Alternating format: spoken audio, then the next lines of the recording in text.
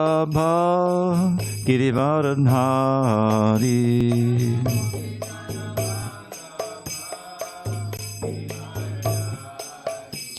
Yashodanandana Brajajana Ranjana Yashodanandana Brajajana Ranjana Yamuna Tira Manachari Yamuna Tira Manachari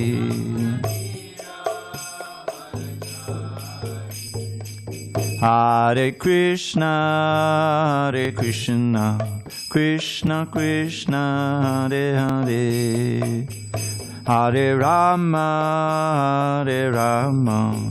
Rama Rama, Hare Hare.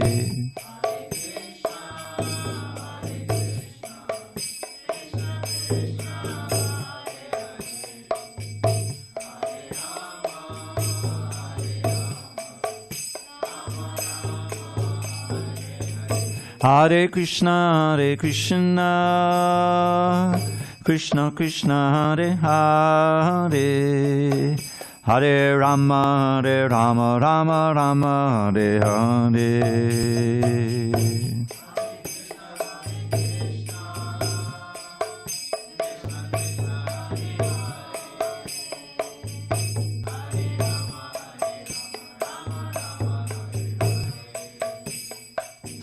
Hare Krishna, Krishna Krishna, Hare Hare, Hare Rama, Rama Rama, Hare Hare.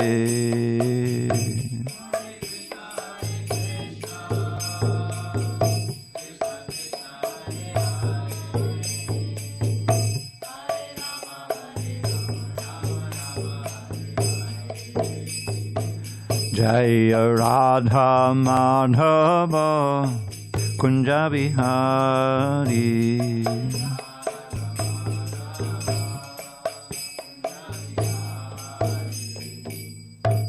Jaya Mr. Pad Paramahamsa Parivajakacharya Ashtoto the Sri Srimad Divine Grace Srila A.C. Bhaktivedanta Swami Prabhupada Ki Jai ISKCON BBT Founder Acharya Srila Prabhupada Ki Jai Jai Om Vishnupad Paramahamsa Parivajakacharya Ashtoto the Sri Srimad Divine Grace Srila Bhakti Siddhanta Saraswati Thakur Ki Jai Ananta Koti Vaishnavini Ki Jai Namacharya Srila Haridas Thakur Ki Jai Srimad Bhagavad Gita Ki Jai Samaveda Bhaktivinoda Ki Jai.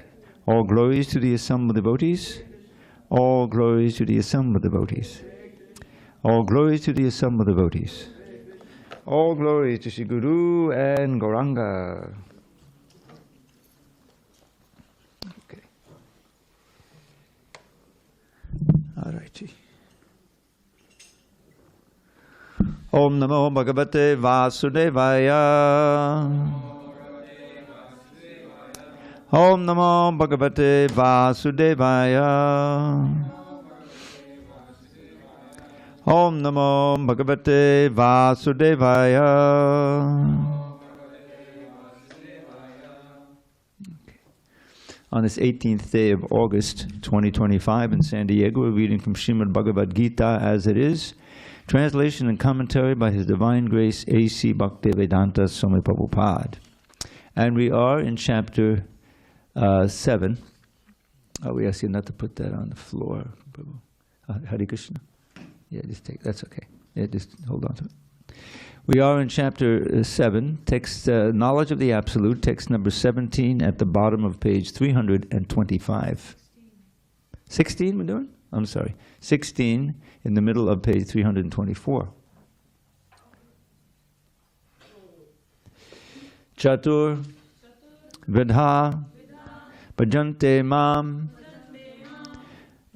Jana Sukritano Arjuna Arto Jigyasur Arthati Gyani Cha Bharatarshapha Chaturvidha bhajante mam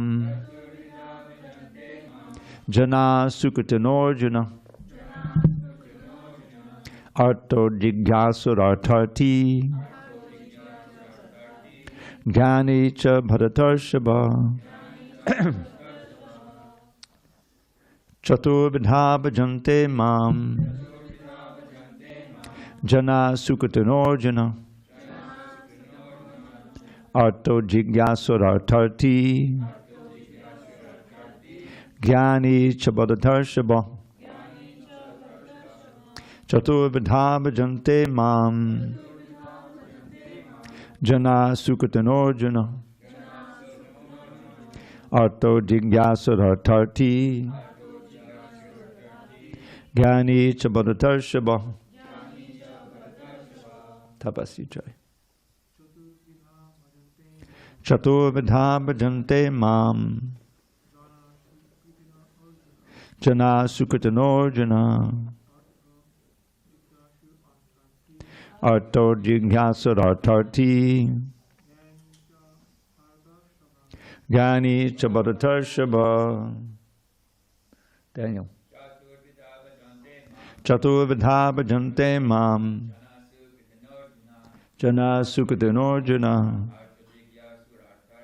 arto jigyasarartharti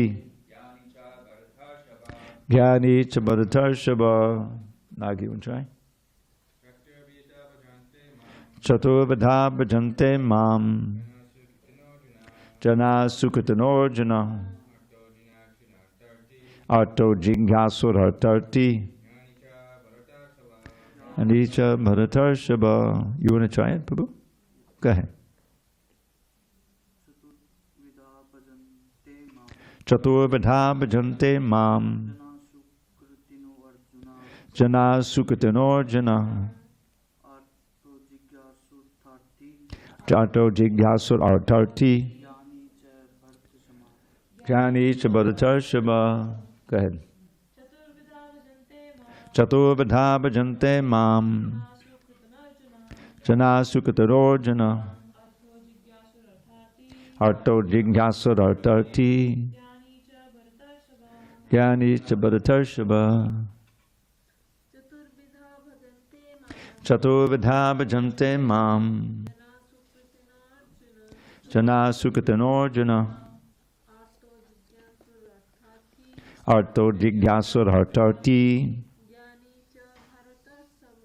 Jnani cha bharatarshava. You want to try? Chaturvidha bhajante mam Jana sukritanarjuna arto jigyasarartharti Jnani cha bharatarshava. Anyone online? Vanessa? Vanessa? No? Okay. All right, I'll read the word by word myself, just read along. Chaturvidaha, 4 kinds of, bhajante, render service, mam, unto me. Janaha, persons, sukritanaha, those who are pious, Arjuna, or Arjuna. Artaha, the distressed, jigyasuhu, the inquisitive.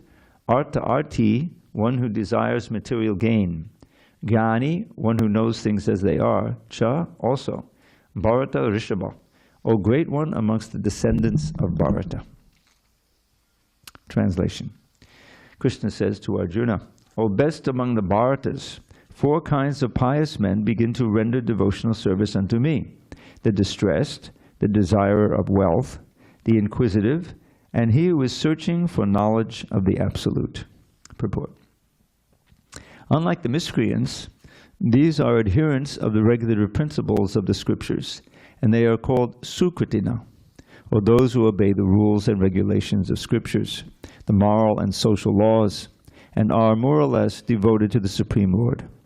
Out of these, there are 4 classes of men: those who are sometimes distressed, those who are in need of money, those who are sometimes inquisitive, and those who are sometimes searching after knowledge of the absolute truth. These persons come to the Supreme Lord for devotional service under different conditions. These are not pure devotees because they have some aspiration to fulfill in exchange for devotional service. Pure devotional service is without aspiration and without desire for material profit. The Bhakti Rasamrita Sindhu 1.1.11 defines pure devotion thus. Andyabilashita shunyam jnana karmadhyanabratam anukulyena krishnanushilanam bhaktir uttama.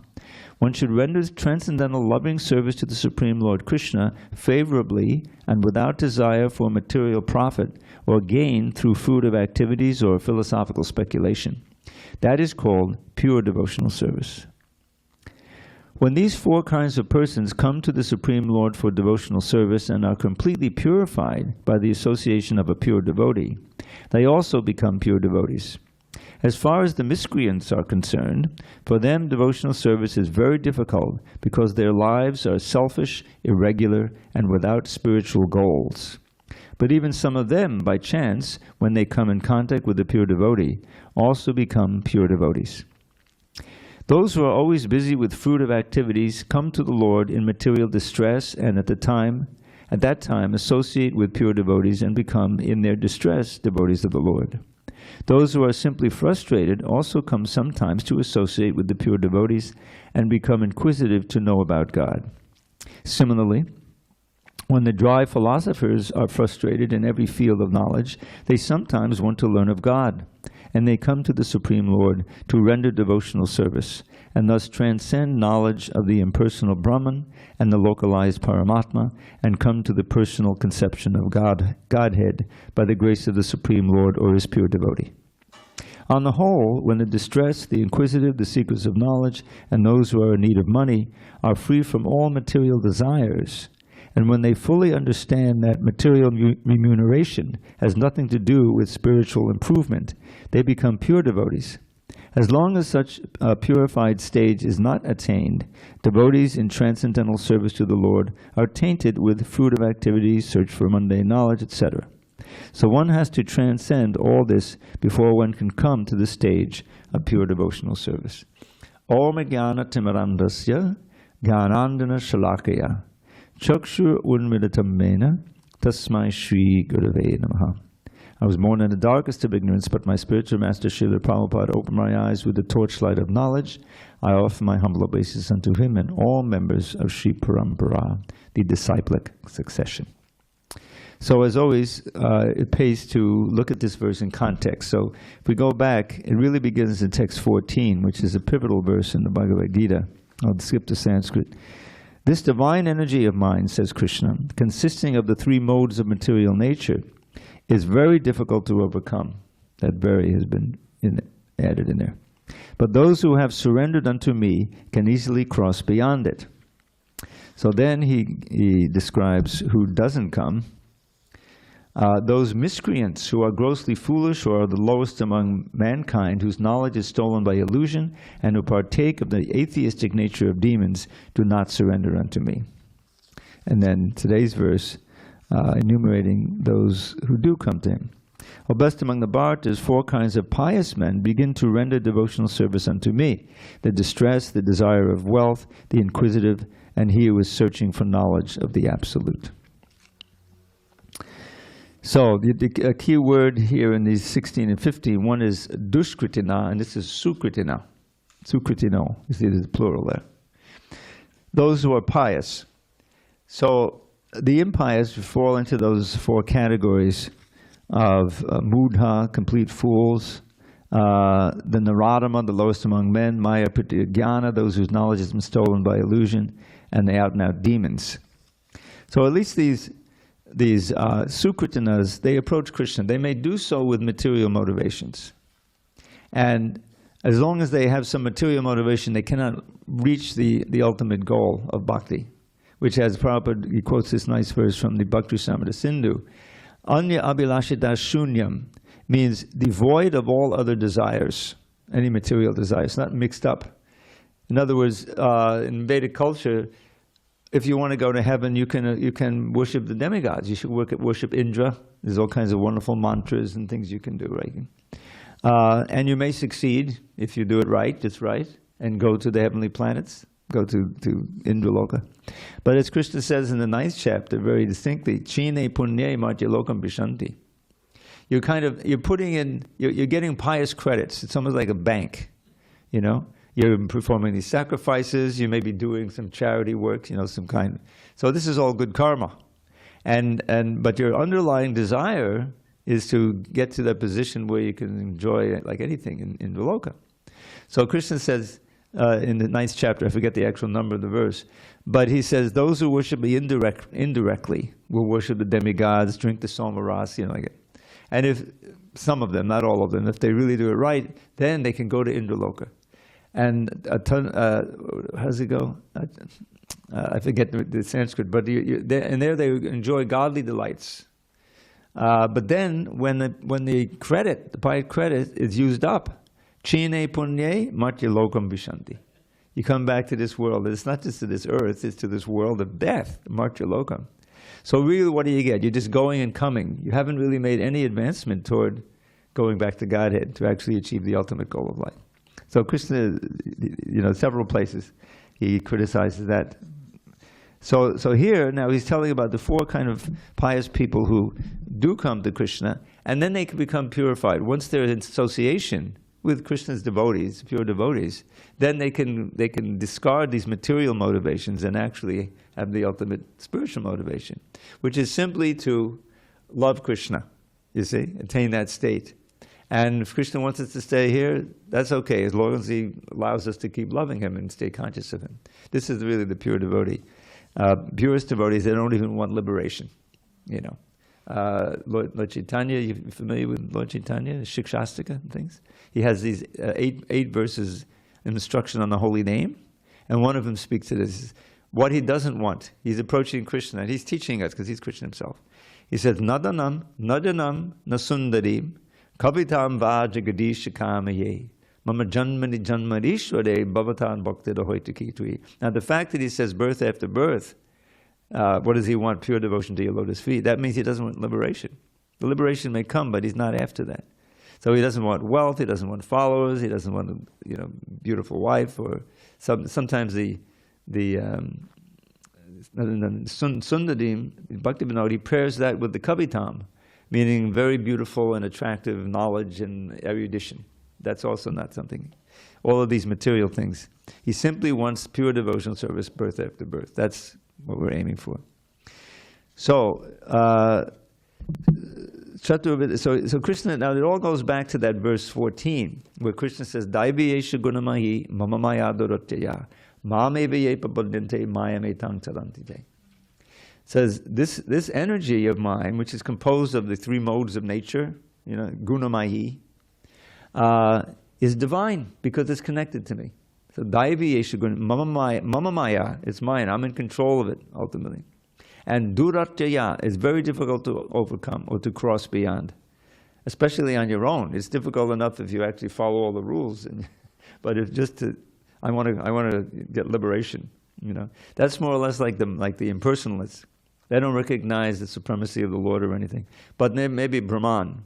So they'll try to curb.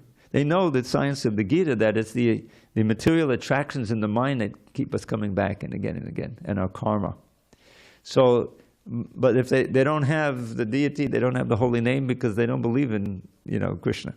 So what do they have? Their own willpower. I'm going to curb my mind, So I said, adu kritrena. Kritrena is an onomatopoeia. I don't know if you know that English word. It means something that means what it sounds like. Like in English we have so many. Splash, and ring. Ring is a word. So it's kind of, so kritrena sounds like what it is. It's very difficult austerities. They're not thinking of Krishna. They're just trying to get hold of that mind, And the yogis especially, they want to get powers, So if it's hot outside, it's 100 degrees, let's go out to the desert, build some fires and sit in the middle of it, and really perform austerities, And if it's freezing, we'll go bathing in the, break the ice and go into the Ganges like that. So, but that's not pure devotion. We have austerities, but they're all geared toward purification of our consciousness so that we can realize Krishna. And they're not extreme austerities. They may seem extreme. Get up at 3:30 in the morning, take a cold shower. Are you kidding me? especially in the winter. I like to tell the story. I've been doing this for over 50 years. So I joined in 1973. We had a beautiful temple in Brooklyn at that time. Actually, it's right near, it was near the present temple, but now we have another temple in Brooklyn. So it was the end of March, which is still pretty cold in New York, you know. Spring has come a few days earlier, but it's quite cold. So I moved in March, and you know, if you want to be part of the ashram, then you have to get up for Mangalartik. Okay, there were I don't know, at least a dozen of us brahmacharis, you know. So I was standing in line waiting to get the shower, and there's no hot water, you know. So this is a moment of truth. If I can't take the shower, then I can't go to Mangalartik, and I might as well leave the temple. So it's finally my turn, so I go into the shower. And what happened was that I had been doing hatha yoga. You know, yoga was getting popular. I did some hatha yoga. And we used to do breathing, the pranayama. You know, that was part of it. So one of the breathing, maybe you're familiar with it, is a warming breath, the heating breath. Have you ever tried that? Oh, you have the name? Yeah, I forgot the name, but I remembered because I wanted to stay warm. So I went into that shower, and there's no hot water, you know. You know. And believe it or not, it really helped me to, you know, I didn't feel warm, but I didn't feel frozen. So, and it was about a 16-second shower. It was a quick shower. But I succeeded in, you know, and then I was ready to go to Mangalarti. So that's an austerity. But it's not like these yogis, you know, to go out and, you know, spend 1,000 years meditating. And then the Aruha Kritshena, I mean, this is a verse in the Bhagavatam about the futility of this trying to get liberation by merging into Brahman. You know, that's as far as I want to take it. So the demigods are offering prayers to Krishna. He's about to take birth in the dungeon of Kamsa. You know the story. We just had Janmashtami. Haribol, welcome. Boy, this is almost like Taco Tuesday. Taco Tuesday, we usually have a big crowd like this. So anyway, the demigods have come knowing that Krishna is about to appear. You'll read the 10th canto, you know, and they're offering these prayers in secret. They can't see them, you know. And so one of the prayers goes like this: Ye and ye aravindaksha bhamuktamaninas tvayasta bhavad avishuddha buddhaya aruha kritshena param palang tata patantido naduja yushmarangraya. So what they say there is that besides the devotees, they've been glorifying the pure devotees. They said besides them, ye anye, there's others, O lotus-eyed Lord, who think themselves liberated. They think they're liberated by all these austerities. Vimuktamanina, tvayasta bhavad abhishuddha buddhaya, but their consciousness really is not purified. You see, abhishuddha buddhaya. Because they're trying to get this liberation just for themselves, so they can be free of birth, all these, you know. So that's material motivation ultimately. So how do they do it? They don't believe in the holy name or anything, but they believe in austerity, you see. So it's Aruha Kritshena. They rise up by severe austerities to the Parampadam, the spiritual platform, Brahma Bhuta, you know, they're merging. But Patant Jadho, they fall down again. Patant Jadho Anadvita Yushmarangriya, because they're averse to worshipping your lotus feet. You see? The only secure position in transcendence is in bhakti, in the lotus feet of Krishna. Because then that you remain enlivened forever, at every moment. You don't want to come back down, because it's not like you're remembering it. You know, it's like, but Krishna said several places in the Gita, Yad Gadvana Navartante. Once going there, returning there, you don't come back again. Because you don't remember all the details, but you think, yeah, I once did that, no more. You know, I made a big mistake. So that's kind of ensures, you know. So here Krishna is speaking about those who begin to worship me. Now the word artarti, I just want to point that out, that here in the word by word, the one who desires material gain. Now Prabhupada often took it when he explained this verse, is that someone who is in need of money. I think the inquisitive this desire of wealth. But in the purport, it'll say those who were in need of money. In other words, those who were poverty-stricken. But actually, those who are poverty-stricken fit into the first group, the arta, those who are suffering. That's one main reason of suffering, so many others. But, that's one category of artati. But in the commentary by Vishnu Chakravarti, he gives Dhruva as an example. Dhruva Maharaj. The story. He was the son of a king, but this king had a second wife who he favored more than his mother. So Dhruva wanted to get up onto the king's lap. He was just a 5-year-old boy. And his brother was playing on his lap. And the boy's mother said, no, you can't go on the lap. You have to eventually take birth from my womb, and then you can go on. In other words, she wanted her son to be the heir, you see. So Dhruva was offended by that. And he's a Kshatriya, so he goes to his mother, and his real mother, and says his mother said, well, what can I do? Your father, loves my co-wife more. But actually, it was Suruchi, the original, the favored wife, who gave him another point of advice that you have to get God's blessing for that. And then his real mother said she was right. You see, so what should I do? Now Prabhupada adds this. It's not in the Bhagavatam, but it may be in a commentary. So Dhruva didn't, well, where's God? So his mother says, well, I've heard that the sages go out into the forest to find him. So off he went. 5-year-old Dhruva, determined Kshatriya. So who comes by? Narada Muni. See? Narada Muni sees what's going on. And he tests him. He says, oh, you're too young now. Go back and I'll teach you later. He says, oh, great sage, if you can't help me now, please let me go, because I have to go find God in the forest. He said, okay. So he trained him up in chanting Om Namo Bhagavate Vasudevaya and rudimentary deity worship. That's there also. You got to have a source of a stream or something. You're going to spend, years in the forest. So there's a type of deity where you take the mud and you make a figure and you can worship. So he's doing that, and he's chanting the holy name. Om Namo Bhagavate Vasudevaya. Om Namo Bhagavate. So he's becoming very powerful because he's performing these austerities, and he's chanting like that. So eventually, what happens? Dhruva becomes very purified from all this. And by his breathing, he was performing these austerities where he would slow his breathing down, slow. So he had entrained the universal breathing, and the demigods couldn't breathe properly. So they go to Vishnu and say, please do something. Can you help? Says, okay. So he comes down on Garuda. And Dhruva is meditating on Vishnu, chanting Om Namo Bhagavate Vasudevaya. He opens his eyes, and there's Vishnu himself. And he goes into ecstasy. And he has wonderful verses I won't get into. But Dhruva is an example that Vishnu gives for artarti, someone who's after wealth. It's not that he was so poor, but that he wanted his father's kingdom or his grandfather's kingdom, like that. But the point is that all of them, by whether it's curiosity or looking for knowledge, which are the best, they come in contact with Krishna or his representative, and they become purified and become devotees. Go back to God. So of these four, now the next verse talks about who's the best amongst them.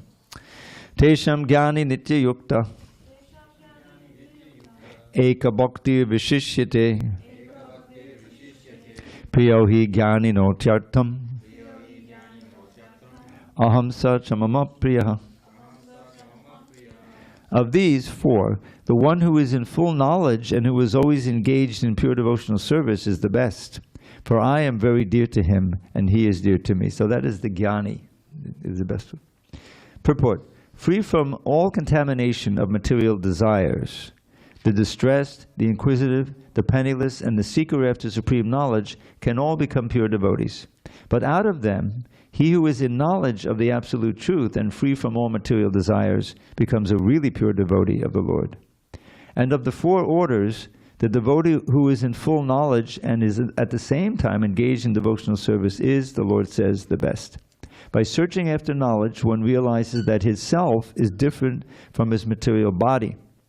And when further advanced, he comes to the knowledge of impersonal Brahman and Paramatma. When one is fully purified, he realizes that his constitutional position is to be the eternal servant of God. So by association with pure devotees, the inquisitive, the distressed, the seeker after material amelioration, and the man in knowledge all become themselves pure. But in the preparatory stage, the man who is in full knowledge of the Supreme Lord and is at the same time executing devotional service is very dear to the Lord. He who is situated in pure knowledge of the transcendence of the Supreme Personality of Godhead is so protected in devotional service that material contamination cannot touch him. So this knowledge is so important. And that knowledge is what we're studying now. This is a Srila Prabhupada's great effort. And his devotion was so much placed in writing these books and printing them and seeing them distributed and translated now into 80 languages around the world. So with that knowledge, because knowledge always informs your activity, whatever it is. If you only have, can you see if there's the door is open or something's getting in? That you act according to what you know, really. You know, if you know that there's a grocery store, 5 blocks from here, then if you're hungry, you say, okay, let me somehow get to the grocery store, and buy, But if you don't know, then of course you ask Siri or something, I mean, we have so many ways of getting the knowledge, too much knowledge. But the idea is, if you have knowledge, as Prabhupada says, the first essential piece of knowledge, we're not the body. That's the first lesson in the Gita. What am I? Remember Sanatana Goswami. He showed the ideal mood and inquisitiveness in approaching a guru. Who was his guru? Lord Chaitanya, the best of all. So finally he gets out of this entanglement in the government of Bengal. His brother also, Rupa Goswami, when Lord Chaitanya came, he told him, go to Vrindavan and stay there and write books and excavate and build temples and that thing. So it wasn't so easy. They were the finance minister and the prime minister. They were, and especially Sanatana Goswami, the Nawab wouldn't let him quit. He said, no, I'm not going to let you quit, and he locked them up. So Rupa Goswami, he cashed out, so to speak. He liquidated his assets, and what did he end up with? A big boat full of gold. You can imagine how much that would be worth today, billions. So he gave half of it to the service of the Brahmins and Vaishnavas, Brahmin Vaishnava. He gave a quarter of it to his relatives, because Prabhupada said they expect something. They can cause havoc, And then the 25%, which is still a lot, he put into the care of an honest grocer. Can you imagine trying to find that honest grocer today? Would you please hold on to these $7 billion? It's for me. Anyway, so then his brother needed that because he was arrested. So he took some of that money and he bribed the jailkeeper to let him out. So he escaped and he walked all the way to Varanasi, and he met Lord Chaitanya there and got instruction. Meanwhile, just before that, Lord Chaitanya had been in Prayag and instructed Rupa Goswami directly. So how it's very nice. The instructions of Lord Chaitanya to Sanatana, they occupy 4 or 5 chapters in the Madhya Lila, the most detailed of all his instructions. And it starts out with Sanatana surrendering as a shishya, So what does he say? Kayami, kenayamai tar chapajai, something like that. Kayami, who am I? Why are the threefold miseries causing me so much suffering? This should be all of our questions. Who am I? Why am I suffering? Why aren't I blissful all the time? But you have to ask of the right person or the right source. So who could be more right person than Lord Chaitanya? And so the answer, of course, is that we are all, as Krishna says in the 2nd chapter, we are all spirit souls. We're not the body. The body dies, but the soul lives on. And we have lived many, many lives before. This is not apparent because we forgot all those, and if we're not learning this other day, we think this body in this life is all in all. And that's a huge mistake. So if we are spirit souls, then what is my proper function? What is my duty? As Arjuna asks, please enlighten me. I'm confused about my duty. And so the greatest duty or dharma is devotional service. This is the question of the sages in Naimisharanya. What is that dharma by which the soul can be completely satisfied and pleased forever? You see.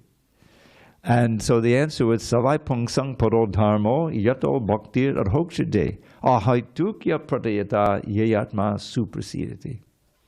So the answer is Savai Pungsang, for human beings, that supreme dharma parodharma, by which one can develop the bhakti and devotion, the loving devotion toward Hokshaja. Now this name for Krishna is not a Leela name. It's not like Gopijana Vallabha or anything like that. This is a name that simply means he who is beyond the reach of our mind and senses, the transcendental Lord. You see? Adha Akshaja. Akshaja is knowledge born from our eyes and other senses. In other words, material knowledge. You see? Not born from hearing, transcendent. And Krishna pushes that down. Adha. He's transcendental to all that. So the implication here is that we have to, the faith has to be infused in us, because we're asked to believe in something we can't see, hear, smell, or anything directly. So that's where the importance of the acharya comes in, the realized soul. Someone who is experiencing that because of purification of knowledge, of heart and devotion and great practice, then that person can infuse us, plant the seed of bhakti in our heart, the bhakti lata bij, as Lord Chaitanya graphically describes to Rupa Goswami. That seed, a lot of it is, what it consists of, a lot of it consists of faith. Faith in the existence of the Lord and on our eternal relationship with the Lord, and also faith in the process that we can do, that we can achieve it. Because it may, if it's presented in such a way that it's impossible, like the 6th chapter, Arjuna. This was about the Ashtanga Yoga, the meditation. So after Krishna describes it in some detail, he talks about pranayama, how to sit, all these things. And Arjuna just says, no way.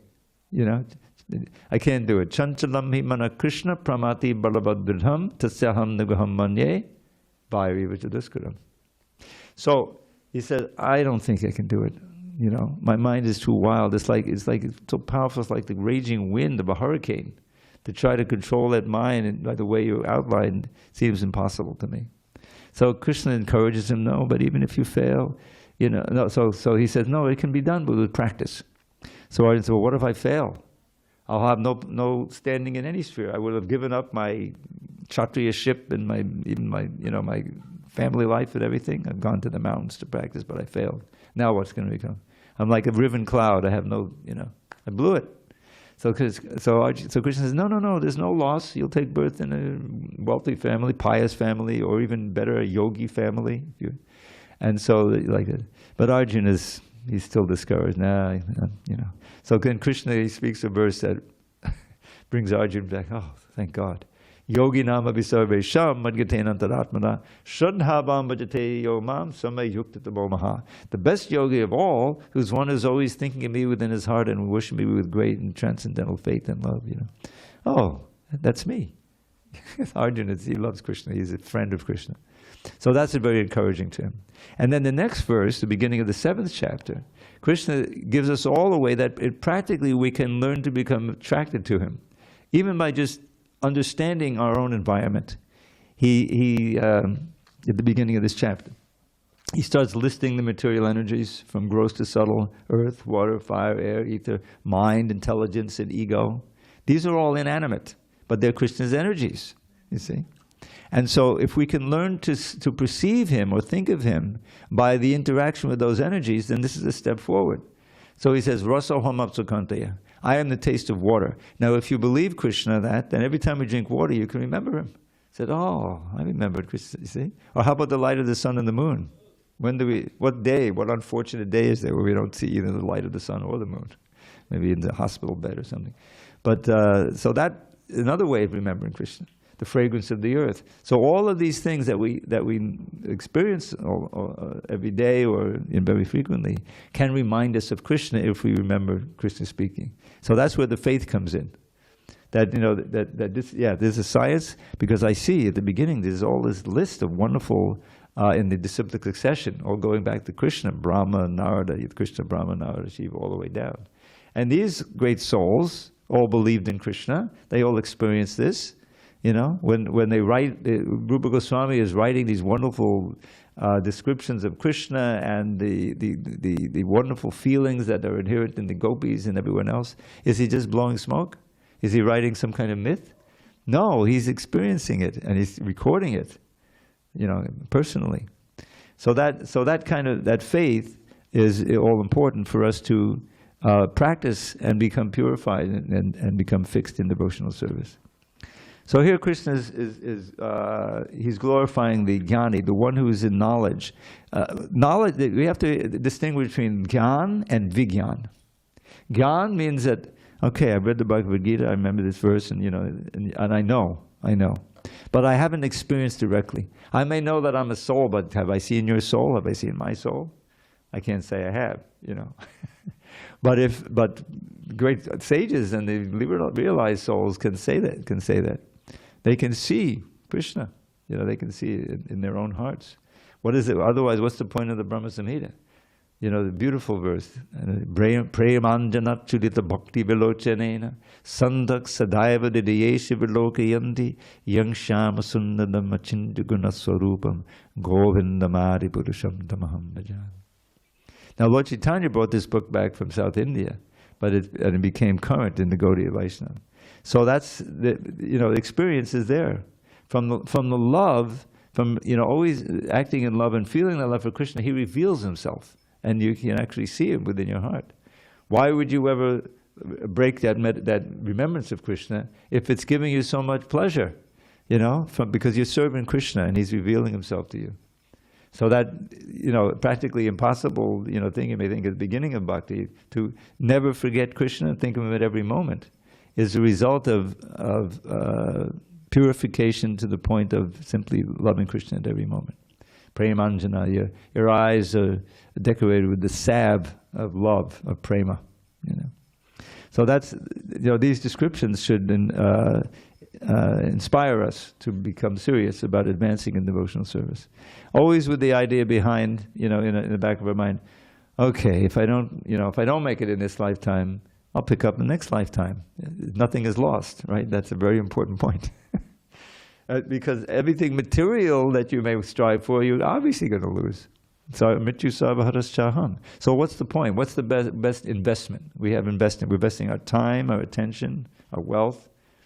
We put that investment where there's no loss. There's never any loss or diminution. All right, where shall I go? Tell me where I put my money. But really, we want to put our energy, our consciousness, our faith, our activity. That's what we have to invest in, our time. So you're making a good use of your time now. I mean, not when I'm speaking, but I'm basically, reading Prabhupada's Bhagavad Gita.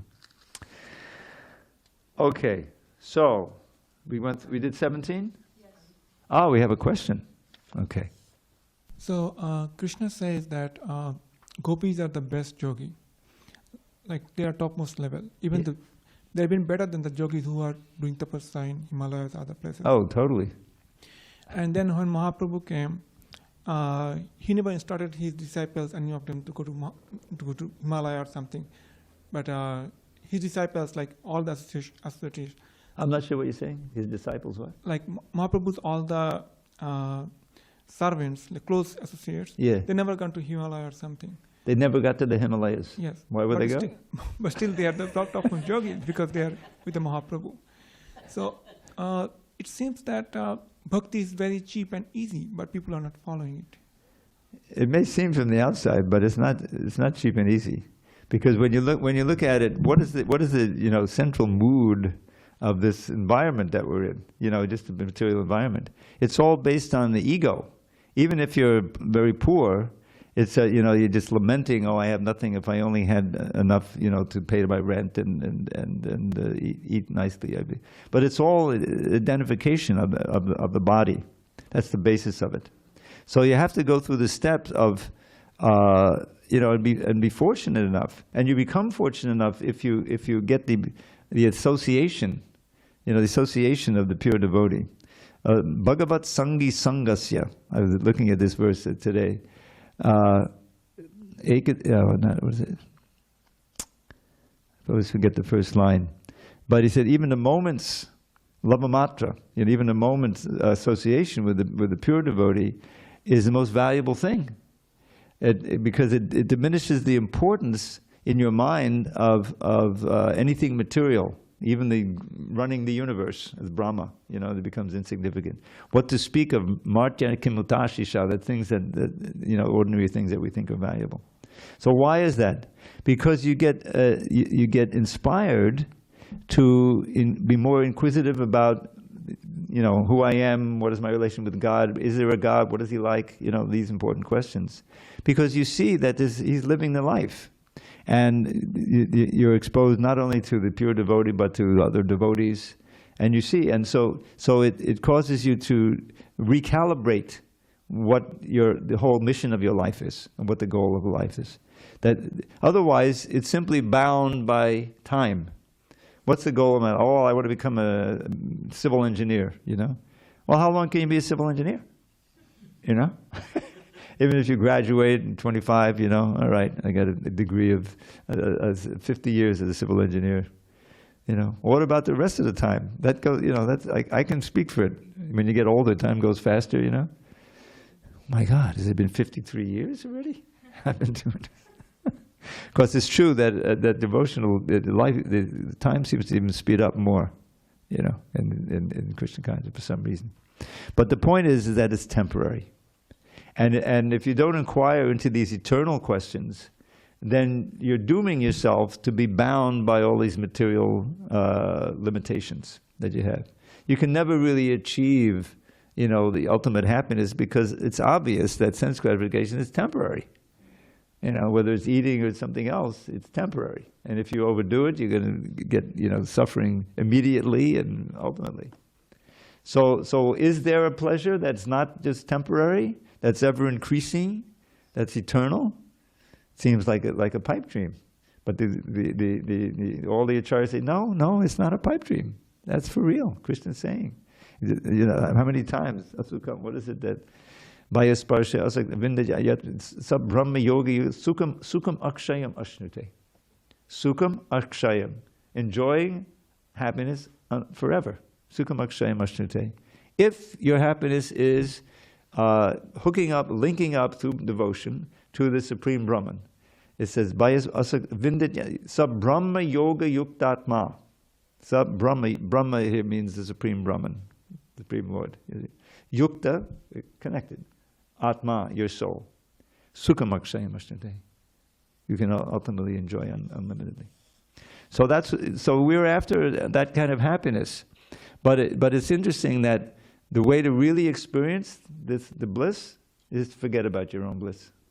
Just think of Krishna's happiness. That's the essence of the whole thing. But here's this little phrase that no one has memorized but me, I don't think. Now I forget it. Bhajaniya Padamapurusha Sukhamatra Swasukatvam. The whole goal of life is condensed in those words. Bhajaniya, the worshipable, Padamapurusha, the Supreme Person. That's Krishna. That's the Supreme God, the worshipable Supreme Lord. Sukhamatra, only His happiness. Swasukatvam, make one's happiness solely involved in giving happiness to Krishna. Now, what is a kirtan? Is a dancing and chanting. Dancing, that's all. He danced. When you were dancing, I was dancing too in my heart. So, what is that? There's some joy there, even if you don't know what's going on. You get swept up, right? So where's the real joy? Because Krishna's pleased to see it. He's pleased, in your heart He's pleased, and that's what makes it happy. You see? So He's eternal. That option is always open. As long as we have a facility to do what Krishna wants us to do. And we can find out. It's very, manmana bhavamad bhakto. Think of me, become my devotee, worship me, bow down to me. In this way you'll come to me. I promise you this because you're my very dear friend. That's the answer. Is that, now I forgot your question. What was the original question? You forgot too. Oh, I have one more question. Oh, another question. Okay. Please pardon my ignorance, Prabhu. I'm sorry? Please pardon my ignorance. I have a very basic, very stupid question. So in Narada Mahamuni, he told Dhruva Maharaj or Prahalad Maharaj, Om Namo Bhagavate Vasudevaya as the Mahamantra, right? Well, he told him, that chanting. Told him to chant that. But we consider Hare Krishna Mahamantra as the Mahamantra, the first mantra. So is there any difference between these two, or or both are same? Well, they both. The Maha Mantra is especially potent, you know. It says in the Upanishads, you know, Iti Shodashakam Nam Nam Kali Kalmashanashanam Natak Padatarupaya Sarva Vedeshu Drishyate. What's the verse before? Hare Krishna, Krishna Krishna, Hare Hare, Hare Rama, Hare Rama. That's in the Upanishad. So he says these 16 names, Iti Kali Kalmashanashanam, destroys the evils of this Kali Yuga and its influence on you. Natak Patatarupaya Sarva Vedeshu. You can search through all the Vedas and you won't find a more efficient means than chanting this mantra. Now that doesn't mean that Om Namo Bhagavate Vasudevaya is not very potent also. But that, you know, Dhruva was back, I think, in Satya Yuga, you know. So Hare Krishna was there, but this was more, I think, better known, you know. And we also chant, you know, Om Namo Bhagavate Vasudevaya before every class. And the main thing is it has the name in it, Vasudevaya, you know. Because Dhruva, after all, he was materially motivated, you know. If you tell him, yeah, you chant Hare Krishna, and Krishna will take everything away from you. He said, oh, wait a minute, I want to have that kingdom, you know. So he was, but what happened after he finally saw Vishnu and everything? So he has this famous verse, Stada Milashi Tapasi Stitoham Pram Vaptavan Deva Munindra Guyam Kacham Vichindvan Abhidivya Ratnam Swaman Katartosmi Vadangnayache. This isn't in the Bhagavatam, but it's another Purana. So he describes his whole history there in one verse. It's Stana Abhilashi. Abhilashi, longing for, you know, aspiring for this sthana, this position, this kingdom, greater than my great-grandfather who is Brahma. You know, why think small? You know, he may be physically small, but he had a big imagination. So this is, with that desire, I was situated in severe austerity. And you read it in the Bhagavad Gita, my goodness, he slowed down his breathing. You know, he started just eating the fruits that fell. Then after that, he wasn't eating that. I think he was eating grass or something. Then he stopped. What is it? Dry leaves. Okay, light leaves. And then he stopped doing that. He was just breathing. You know, he was just living on air. Then he slowed down his breathing practically to nothing.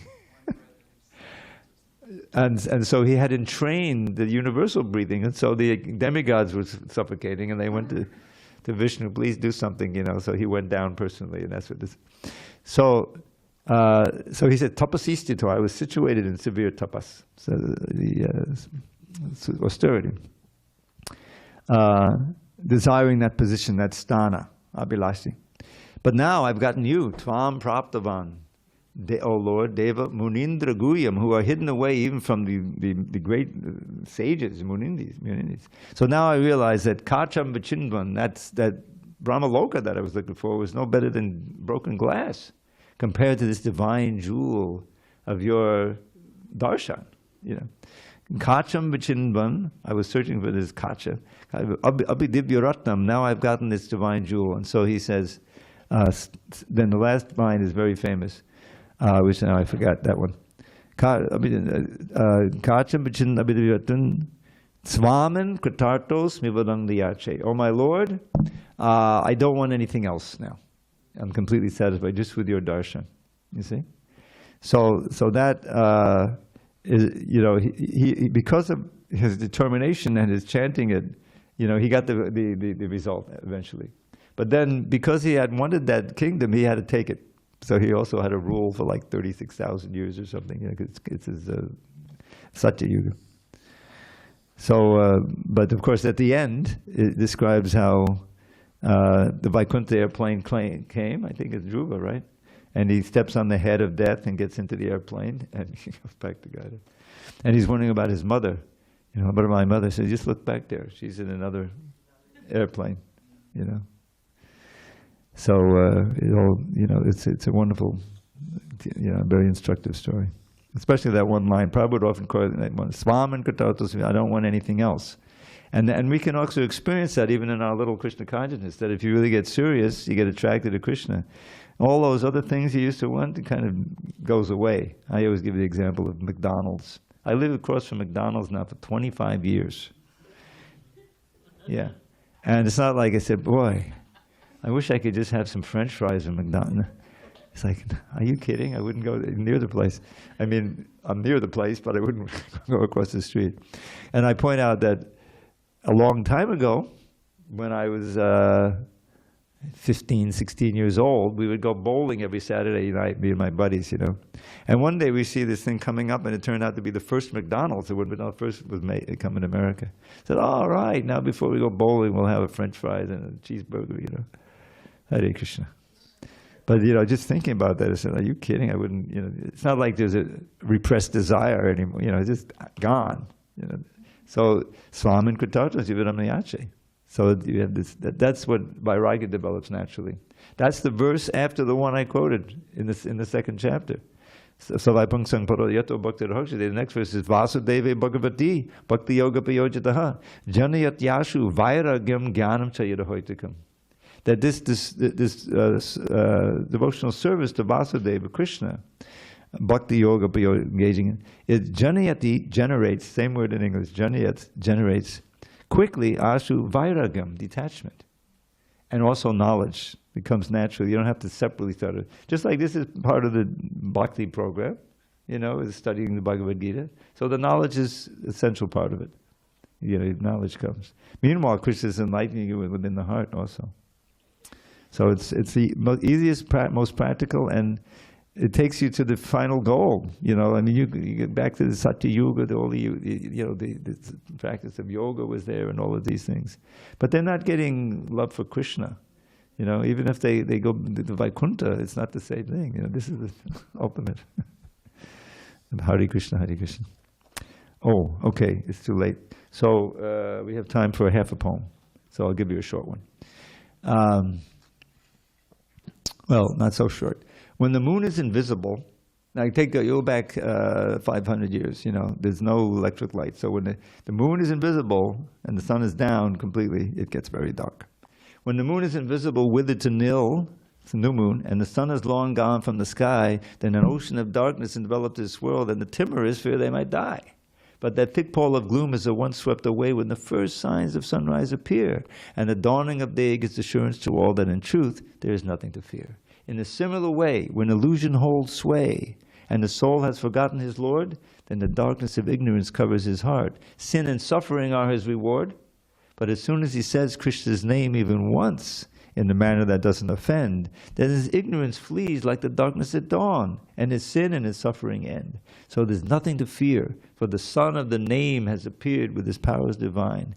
In your heart may that sun, benedictive for all, become fixed and eternally shine. Hare Krishna. Now I can't guarantee that that's going to happen because I don't have that power, but I can at least pray for it. Hare Krishna. All glories to Srila Prabhupada. Okay, let's get ready for the kirtan.